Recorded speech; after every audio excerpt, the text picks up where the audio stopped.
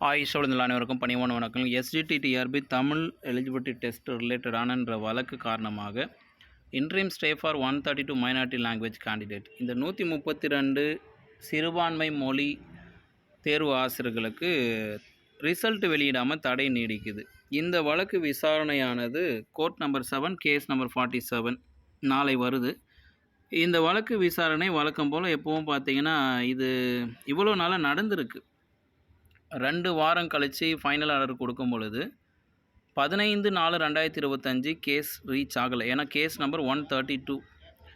அதுக்கப்புறம் 17/4/2025 case number 162 அன்னைக்கும் reach ஆகலை.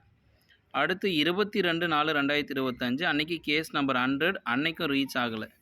தொடர்ந்து இப்போ 132, 162, 100 இந்த மாதிரி கேஸ் நம்பர் ரொம்ப பெரிய அளவில் இருந்ததுனால விசாரணைக்கு எட்டப்படாதனால நாளைக்கு பார்த்தீங்கன்னா நமக்கு இது கேஸ் நம்பர் சீக்கிரமே வந்திருக்கு. கோர்ட் நம்பர் 7 நீதியரசர் சுப்பிரமணியம் அண்ட் மிஸ்டர் ராஜசேகரர். இந்த கேஸ் நம்பர் 42 என்பதால் கண்டிப்பாக நாளைக்கு விசாரணைக்கு ரீச் ஆகிடும். இறுதி ஆணையம் கிடைக்கும் என்று நம்புவோம். நாளை விசாரணை முடிவில் என்ன வருதுன்றதை சேனலில் அப்டேட் பண்ணுறேன். இது ஆயிஷாவின் தீர விசாரிப்பது மெய்.